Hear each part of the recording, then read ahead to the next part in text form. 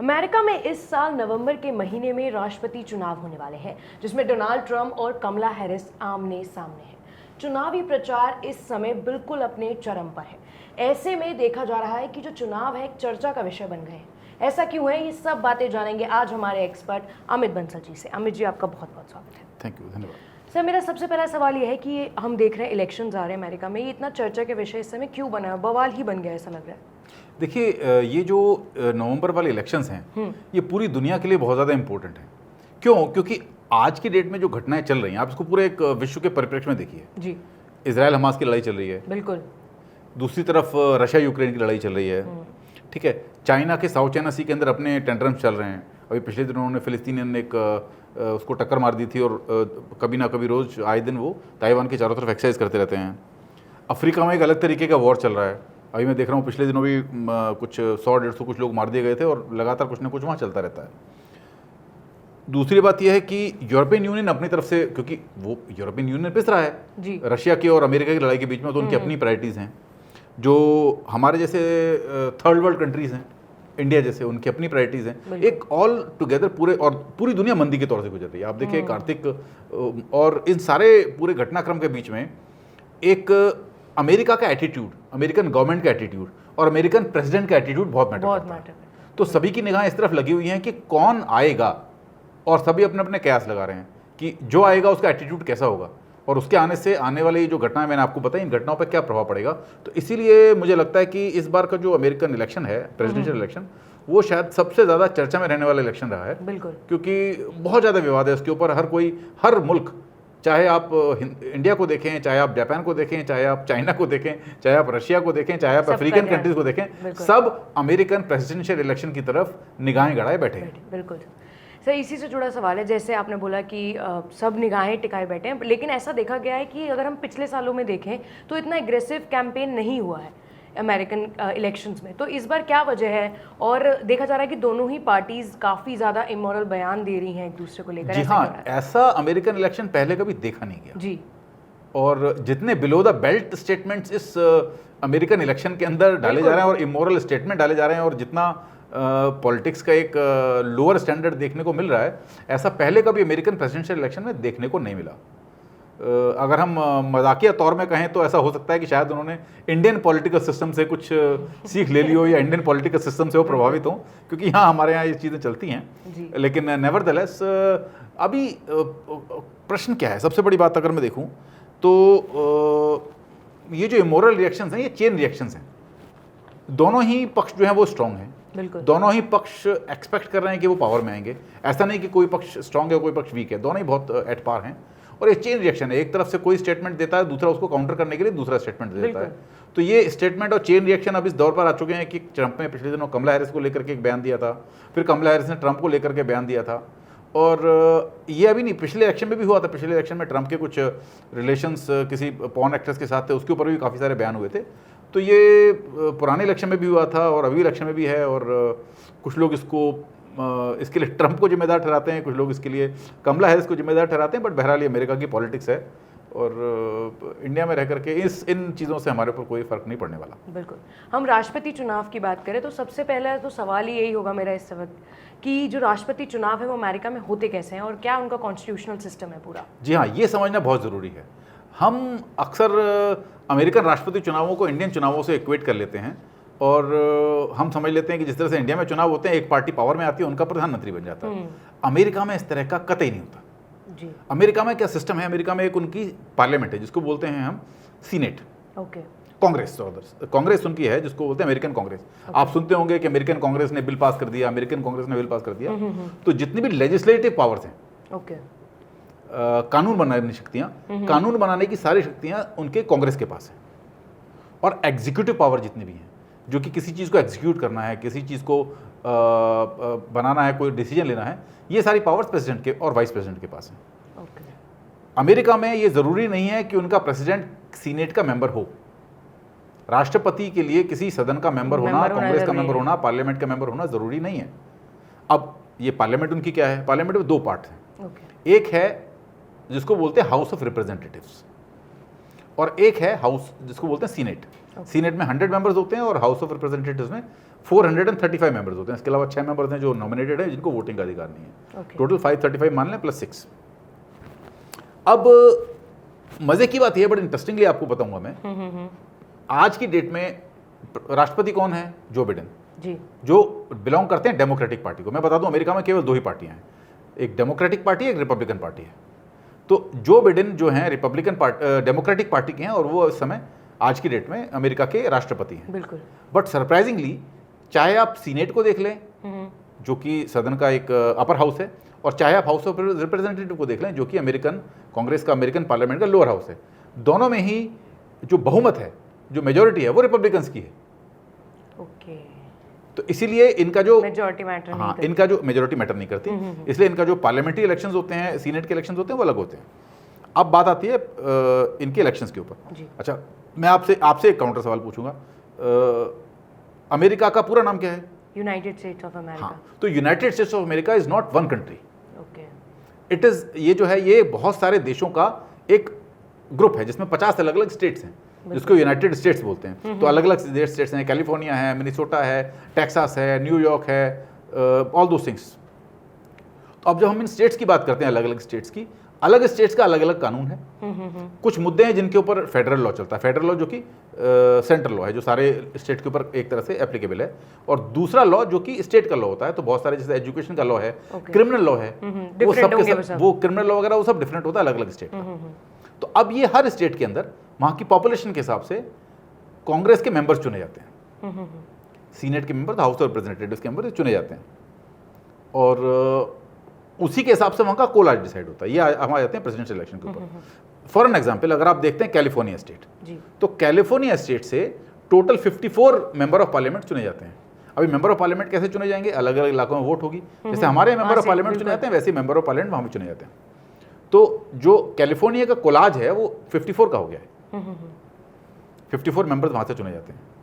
अब जब presidential election होंगे, तो प्रेसिडेंशियल इलेक्शन में जो वहाँ का वोटर है, वो वोट डालता है प्रेसिडेंट के नाम से और वाइस प्रेसिडेंट के नाम से, जो उसके लिए चॉइस का होगा, प्रेसिडेंट एंड वाइस प्रेसिडेंट। अब फॉर एन एग्जाम्पल, कैलिफोर्निया में दोनों पार्टियों ने वोट डाले, रिपब्लिकन्स को 1 वोट ज्यादा मिला और रिपब्लिकन्स 1 वोट से जीत गए, चाहे वो 1 ही वोट से जीते।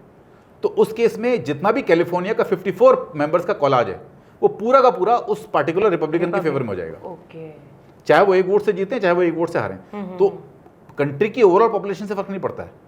ओवरऑल पॉपुलेशन में हो सकता है कि वोटिंग परसेंटेज रिपब्लिकन्स के फेवर में ज़्यादा हो या डेमोक्रेट्स के फेवर में ज़्यादा हो, बट जिसने एक पार्टिकुलर स्टेट में जीता है, उस स्टेट की सारी चीज़ें उसके नाम हो जाती हैं। तो इस तरह से कोलाज जुड़ता चला जाता है, और जिसके नाम में सबसे ज़्यादा कोलाज होते हैं, सबसे ज़्यादा स्टेट्स के हिसाब से वेटेज होता है, हाँ, जिसको इलेक्टर्स बोलते हैं बेसिकली। तो अगर कैलिफोर्निया में 54 इलेक्टर्स हैं, 54 मेंबर ऑफ पार्लियामेंट हैं, तो 54 वहाँ के इलेक्टर्स होंगे, और उसके हिसाब से उतना उनके खाते में जुड़ जाएगा। तो ऐसे प्रेसिडेंट इलेक्ट हो जाते हैं। यही कारण है कि वहाँ पर संसद में रिप्रेजेंटेशन ना होते हुए भी कोई भी जो पार्टी का व्यक्ति है वो कुछ स्टेट्स में बन सकता है। अब जैसे अगर आप बात करेंगे, मैंने सबको बताया 435 सीटें हैं जी, इसमें से शुरू के 5 स्टेट्स अगर ले लें हम, 5-6 स्टेट्स, इन्हीं 5-6 स्टेट्स में लगभग 200 के आसपास सीटें हैं। तो अगर आप 50 स्टेट्स में से 10 स्टेट्स में भी जीत हासिल कर लेते हैं, तो टॉप के 10 स्टेट में जीत हासिल कर लेते हैं और 40 में हार जाते हैं, तो आप जीत गए और आप आराम से राष्ट्रपति बन जाएंगे। कैलिफोर्निया में 54 सीट्स हैं, टेक्सास में 40 सीटें हैं, और फ्लोरिडा में 30 सीटें हैं। इस तरह से करके अगर आपने टॉप के 10 स्टेट्स में जीत हासिल कर ली, तो आप एब्सोल्युटली अमेरिका के प्रधानमंत्री, राष्ट्रपति बन जाएंगे, और पूरी पावर आपके पास रहेगी। इसके बावजूद चाहे आप 40 स्टेट्स में हार जाएं। बिल्कुल। तो ये वहाँ का सिस्टम है, ये पूरा का पूरा जो बाइकैमरल सिस्टम है, और बड़ा कॉम्प्लिकेटेड सिस्टम है। जैसे हमारे यहाँ पर लेजिस्लेटर अलग है, जुडिशरी अलग है, बिल्कुल डिफरेंट हो गया है, बिल्कुल डिफरेंट हो गया है। वहाँ पर टोटली अलग है। इनफैक्ट जो मिनिस्टर्स होते हैं अमेरिकन गवर्नमेंट के, ये मिनिस्टर्स भी राष्ट्रपति आने के बाद अपॉइंट करता है।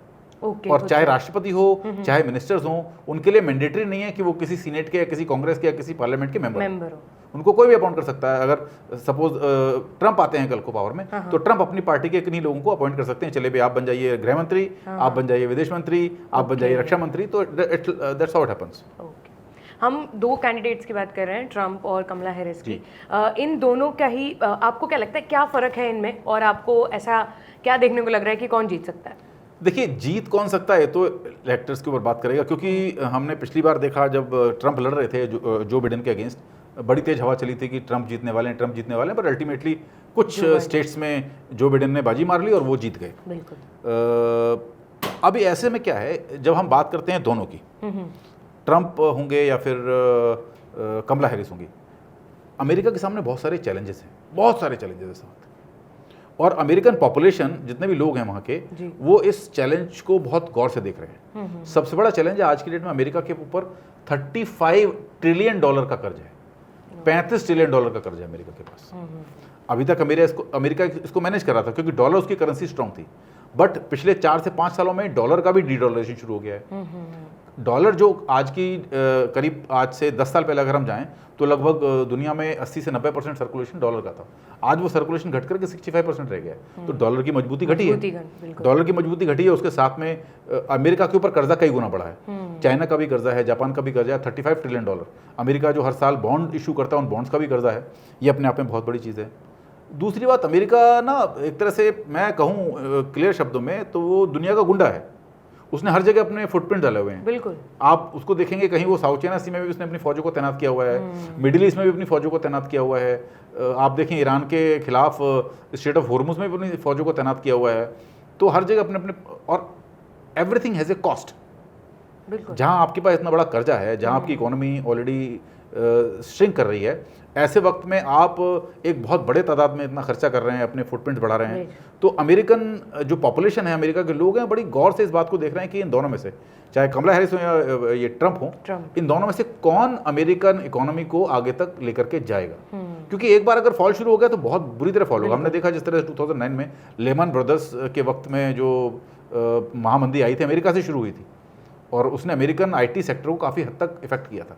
अब आगे आने वाली मंदी किस हद तक फैलेगी, कौन इसको ट्रिगर करेगा, तो अल्टीमेटली अमेरिका को एक लीडर चाहिए जो इसको अच्छा कर सके। अब बात आती है ट्रंप और वर्सेस कमला हैरिस। बिल्कुल, ट्रंप, मैं अपनी, ये मेरा पर्सनल मानना है, निजी तौर पर राय है कि ट्रंप चूंकि खुद एक बिजनेसमैन रहे हैं जी, और उनके पिछले टेन्योर के दौरान उन्होंने अमेरिकन इकोनॉमी को काफ़ी बूस्ट दिया था। बिल्कुल, तो जितने आज की डेट में चैलेंजेस हैं, मुझे लगता है कि अगर ट्रंप आएंगे तो वो अमेरिकन इकोनॉमी को हैंडल कर सकते हैं। कमला हैरिस शायद नहीं कर पाएंगे, ये मेरा अपना मानना है जी। अगर हम देखें सर, अमेरिका में इंडियंस की तादाद जो है वो बहुत अच्छी है। आपको क्या लगता है कि इंडियंस का झुकाव किस तरफ हो सकता है? देखिए, अगर इंडियंस की हम तादाद देखें तो कुछ ऐसे स्टेट्स हैं जहाँ पर इंडियंस मेजॉरिटी में है जी, और ओवरऑल पॉपुलेशन ऑल ओवर उसमें हम देखें अगर, तो ऑल ओवर अमेरिका में तो लगभग 1.4% के आसपास इंडियंस हैं। ये बहुत बड़ी चीज़ है, 1.4% वोटर्स होना। और अगर हम उन वोटर्स की बात करते हैं जो इंडियंस के थ्रू इम्पैक्ट होते हैं, लाइक वो वोटर्स जहाँ इंडियन जहाँ वोट करते हैं वो लोग भी वहीं वोट करते हैं, जैसे साउथ एशियन वोटर्स। तो टोटल कुल मिलाकर के साउथ एशियन वोटर्स की तादाद लगभग 6% से ज़्यादा है। तो ये 6% पॉपुलेशन बहुत ज़्यादा मायने रखती है, और ये कहीं भी किसी भी चीज़ का रुख बदलने में सक्षम है। पिछले इलेक्शंस को अगर हम देखते हैं तो वहाँ पर कुछ बहुत बड़े बड़े मार्जिन से फैसले नहीं हुए थे।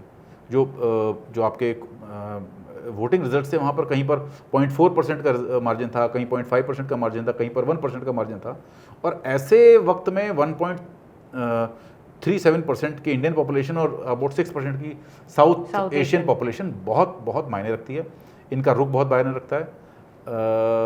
हालांकि जैसे मीडिया में खबरें आती हैं कि अमेरिकन डायस्पोरा में, जो इंडियन डायस्पोरा है अमेरिका में, जो इंडियन वोटर्स हैं वो 50-50 हैं, लगभग बटे हुए हैं। बट फिर भी अभी आज की डेट में पिछली बाइडेन की जो नीतियों को देखते हुए एक ज़्यादातर तादाद में लोग, मैं भी कुछ लोगों से बातें करता हूँ तो ऐसा पता लगता है कि ज़्यादा तादाद में इंडियन लोग सपोर्ट कर रहे हैं ट्रंप को। ओके, बट बाकी इलेक्शंस का कुछ नहीं पता। इलेक्शंस का, पिछली बार के इलेक्शंस भी बड़े अप्रत्याशित थे, तो इस बात के इलेक्शन के भी बारे में भी हम कुछ पक्के तौर पर नहीं कह सकते हैं, वो रिजल्ट्स ही बताएंगे। लेकिन अभी मैं कह सकता हूँ कि 50-50 है इनका अभी इंडियंस का रुख। अगर हम देखें सर, कमला हैरिस और डोनाल्ड ट्रंप, तो आपको क्या लगता है कि किसका रुख भारत के लिए ज़्यादा अच्छा होगा? देखिए, कमला हैरिस डेमोक्रेट है। वो हमेशा से ट्रेडिशनली, जितने भी डेमोक्रेट्स होते हैं वो लेफ्ट विंगर होते हैं, दक्षिण अपने लेफ्ट विंगर जिनको हम बोलते हैं, वामपंथी बोल देते हैं।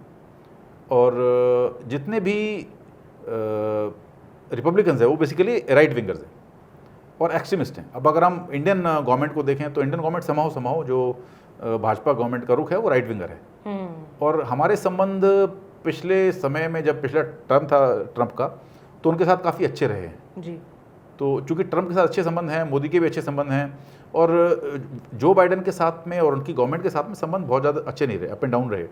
इन्होंने काफ़ी तादाद में एंटी इंडियन लोगों को भी सपोर्ट किया। तो मुझे लगता है कि शायद अगर ट्रंप आएंगे तो इंडिया के लिए अच्छा रहेगा, और जो आपसी तालमेल भी अच्छा है, आपसी बॉन्डिंग भी अच्छी है, और मोदी जी के साथ उनकी बनती भी अच्छी है। तो ट्रंप के आने से इंडिया के लिए हमेशा कहीं ना कहीं फ़ायदा रहेगा। और अगर कमला हैरिस आ जाती हैं, हालांकि वो कमला हैरिस ओरिजिनली इंडियन हैं, ओके, बट वो पुरानी सरकार में वाइस प्रेसिडेंट थी, बट उनके रहते कोई बहुत ज़्यादा चेंजेस नहीं दिखे, और कोई अमेरिका का प्रो इंडिया रुख हमें दिखाई नहीं दिया। जी, आपने सर अमेरिकन इलेक्शन से जुड़ी इतनी अच्छी बातें बताई और अपने व्यूज़ भी हम सारे व्यूअर्स को बताया। आपका बहुत बहुत धन्यवाद। शुक्रिया। ऐसी और भी जानकारी के लिए देश और दुनिया की तमाम खबरों के लिए देखते रहें जी न्यूज़।